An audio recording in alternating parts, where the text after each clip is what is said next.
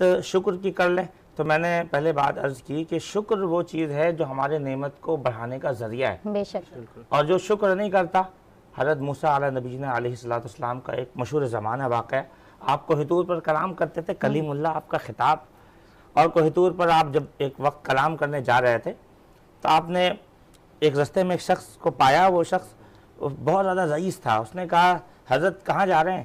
کہا کوہ طور پر اللہ سے کلام کرنے جا رہا ہوں، کہ حضرت میرا ایک مسئلہ پوچھ آئے گا کہ میرے پاس دولت بہت ہے، یہ نعمتیں ختم نہیں ہوتی۔ اللہ اکبر۔ آج لوگ نعمتوں کا رونا روتے ہیں، وہ لوگ تھے وہ کہتے ہیں نعمت ختم کیسے ہوگی، اللہ کہیں یہ نعمت کم ہو جائے۔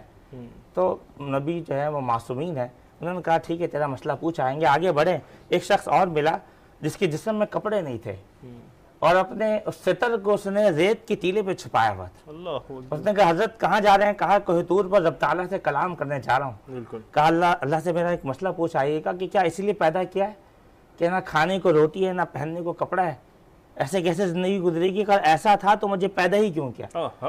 آپ نے یہ نہیں کیا، اگر ہم میں سے کوئی ہوتا تو کہتا دولت اس سے لے کر اس کو دے دیتے۔ آپ نے کہا تو نے اللہ سے کہا ہے، اللہ سے پوچھ آؤں گا مسئلہ۔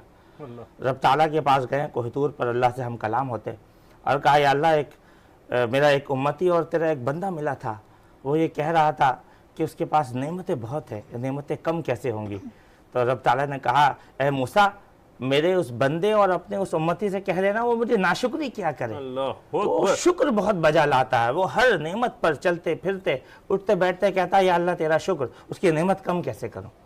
کہا یا اللہ ایک شخص اور ملا تھا جس کے پاس روٹی نہیں تھی، جس کے پاس ایون پہننے کو کپڑے نہیں تھے، ریت کے ٹیلے پہ اس نے سطر چھپائی ہوئی تھی، تو کہا اے موسیٰ اپنے اس امتی اور میرے اس بندے سے کہنا وہ میرے شکر بجا لائے۔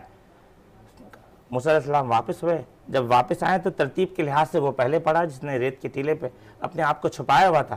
اس نے کہا حضرت میرا مسئلہ پوچھ آئے ہیں؟ کہا جی اللہ تعالیٰ سے پوچھ آیا ہوں، رب تعالیٰ نے یہ ارشاد تمہارے لیے فرمایا ہے کہ تم اس کی شکر بجا لایا کرو۔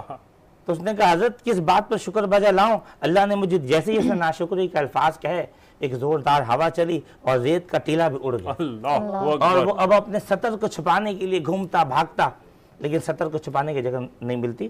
الغرض دوسرے کے پاس آئے تو اس نے کہا حضرت مسئلہ پوچھا ہے؟ کہا جی اللہ نے کہا تم شکر بہت کرتے ہو بھائی، تم ہر نعمت پہ شکر کرتے ہو، جب تک یہ شکر کا معاملہ رہے گا نعمتیں کم نہیں ہو سکتی۔ تو کہا میں کیسے ناشکری کروں، اللہ نے مجھے اس ذرے سے آفتاب کر دیا، اللہ نے مجھے اس قدر نوازا، میں اس کی ناشکری کر ہی نہیں سکتا۔